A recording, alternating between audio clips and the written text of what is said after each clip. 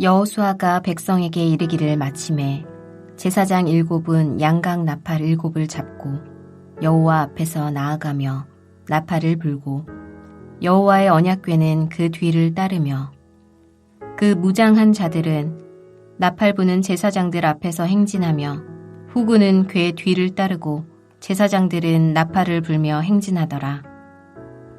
여호수아가 백성에게 명령하여 이르되 너희는 외치지 말며 너희 음성을 들리게 하지 말며 너희 입에서 아무 말도 내지 말라.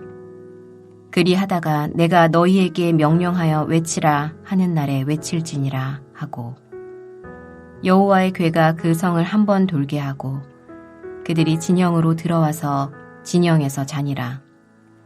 또 여호수아가 아침에 일찍이 일어나니 제사장들이 여호와의 궤를 메고 제사장 7은 양각 나팔 7을 잡고 여호와의 궤 앞에서 계속 행진하며 나팔을 불고 무장한 자들은 그 앞에 행진하며 후군은 여호와의 궤 뒤를 따르고 제사장들은 나팔을 불며 행진하니라. 그 둘째 날에도 그 성을 한 번 돌고 진영으로 돌아오니라. 엿새 동안을 이같이 행하니라. 7째 날 새벽에 그들이 일찍이 일어나서 전과 같은 방식으로 그 성을 7번 도니 그 성을 7번 돌기는 그날 뿐이었더라. 7번째에 제사장들이 나팔을 불 때에 여호수아가 백성에게 이르되 외치라.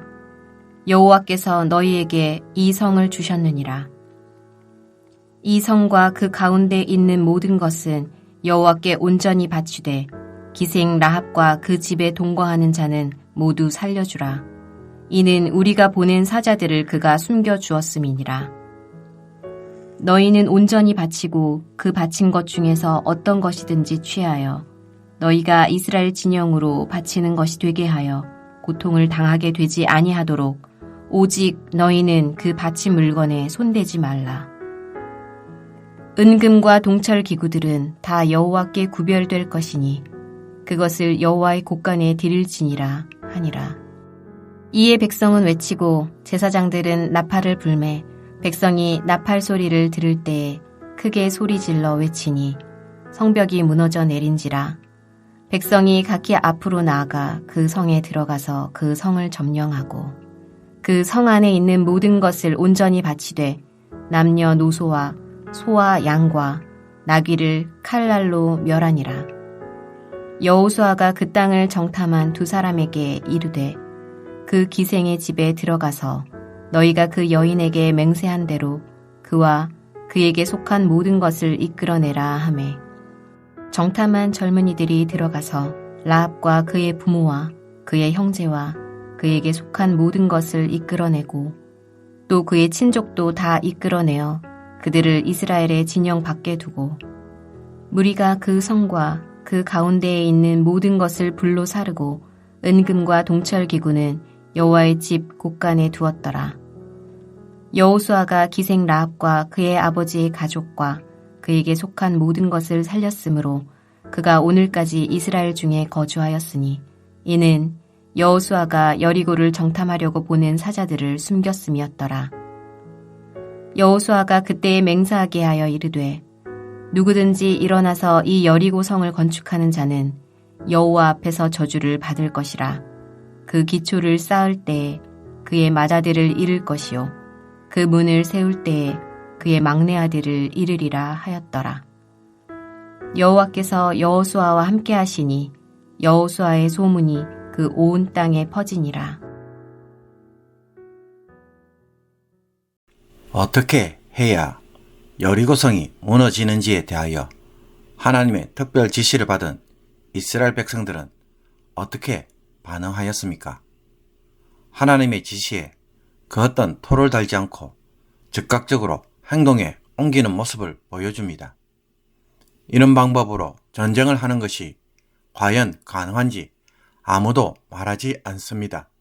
무장한 군인들이 나팔을 부는 제사장 앞에 서고 제사장들은 언약궤 앞에 나아갑니다. 남은 군인들, 후군은 언약궤를 뒤따릅니다. 언약궤를 중심으로 앞뒤로 군사들이 에워싸고 있습니다.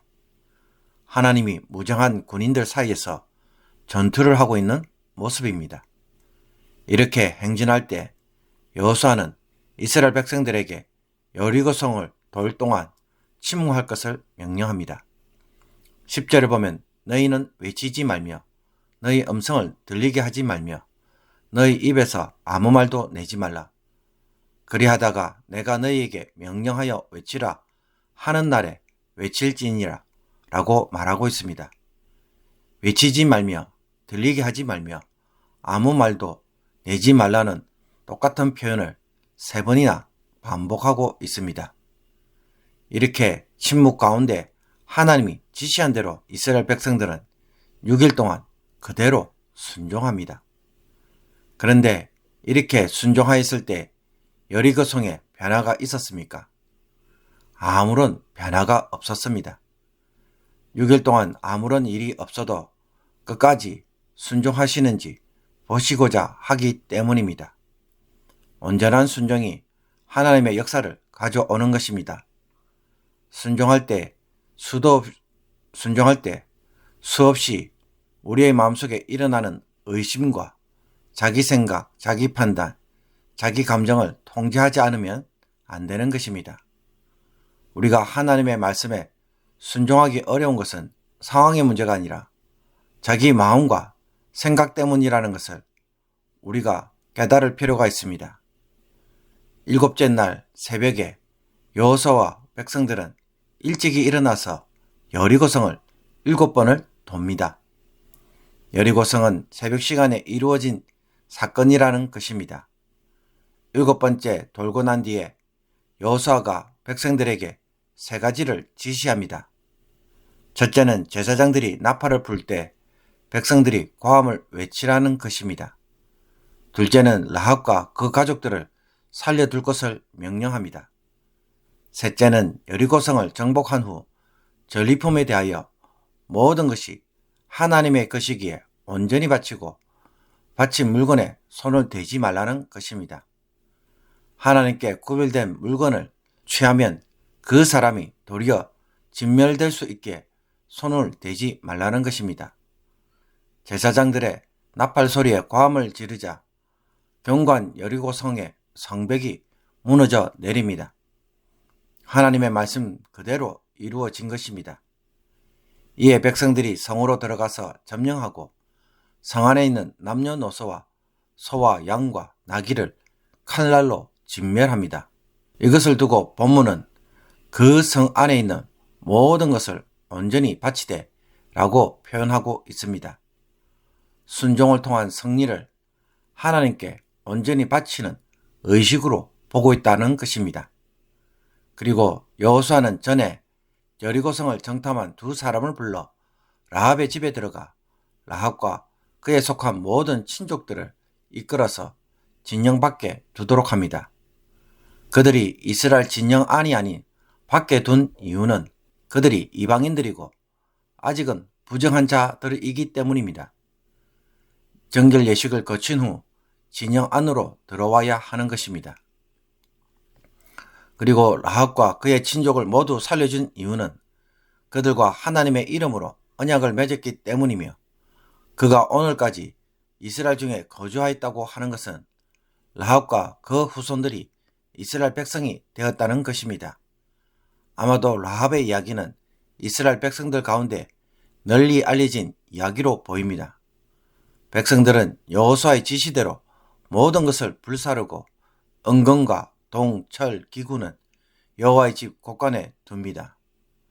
이렇게 여리고성을 점령한 여호수아는 누구든지 여리고성을 건축하는 자는 저주를 받을 것이라고 선포합니다.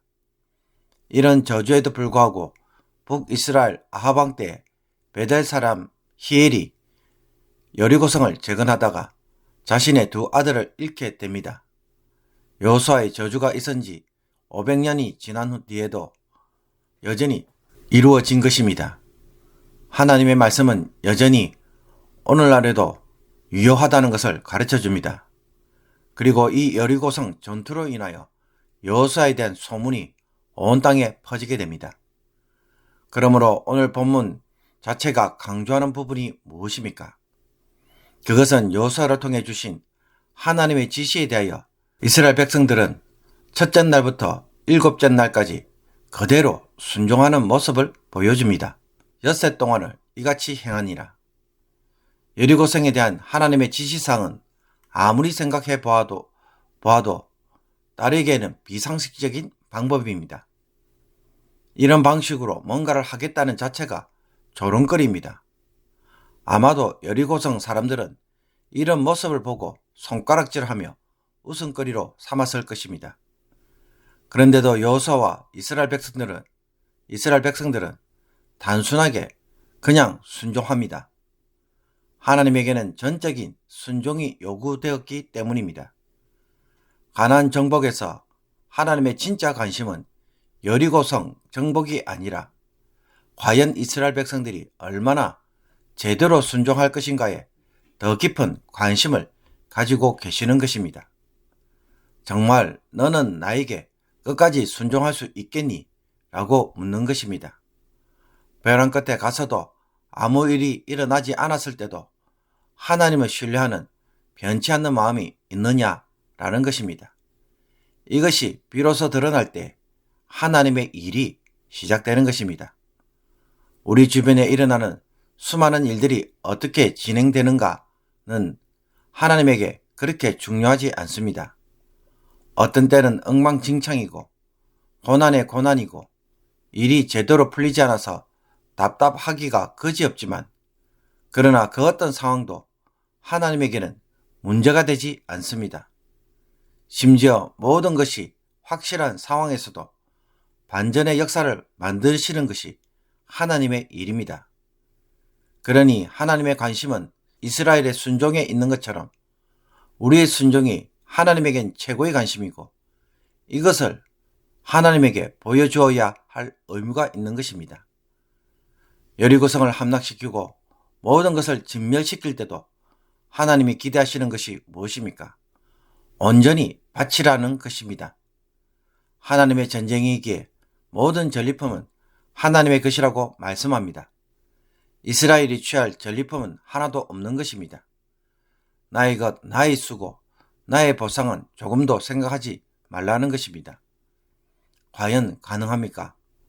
순종하는 것으로 만족하고 하나님을 즐거워하는 마음, 이것이 가나안 정복을 대하는 성도의 마음인 것입니다. 순종할 때 나는 나의 판단과 생각으로 너무 자주 토를 달고 일어나지도 않을 일을 두고 염려하면서 조바심을 내고 있지는 않습니까? 어머니가 아이들에게 아침밥을 먹이고 도시락을 쌀 때 그 어떤 기대나 보상 없이 손해가 있어도 그냥 행합니다. 사랑하기 때문에 사랑하는 것으로 만족하는 것입니다. 하나님이 나에게 기대하시는 마음도 그러합니다. 하나님을 사랑하는 것에서 만족하고 즐거워하며 순종하기를 원하십니다. 그러면 하나님도 우리를 향한 사랑을 보여주십니다. 이런 순전한 마음, 온전히 순종하는 모습이 나에게 있는지 오늘 말씀을 통하여 살펴보기를 원합니다.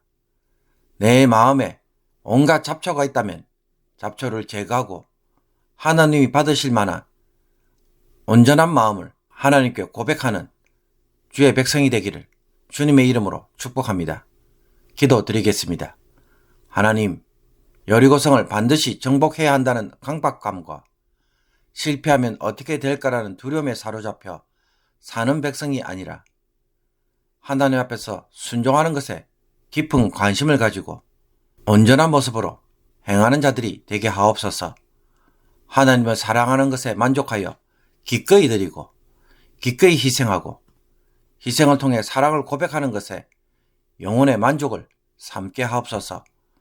우리의 마음이 하나님을 사랑하는 마음으로 가득하게 하시며 세상의 욕심 때문에 하나님을 찾는 자들이 되지 않게 하옵소서. 그래서 어떤 상황에서도 기꺼이 순종하는 진실한 백성들로 오늘도 살아가게 하여 주셔서 주의 백성들을 통하여 하나님의 역사를 이루어가는 주의 종들이 되게 하옵소서. 예수 그리스도의 이름으로 기도하옵나이다. 아멘.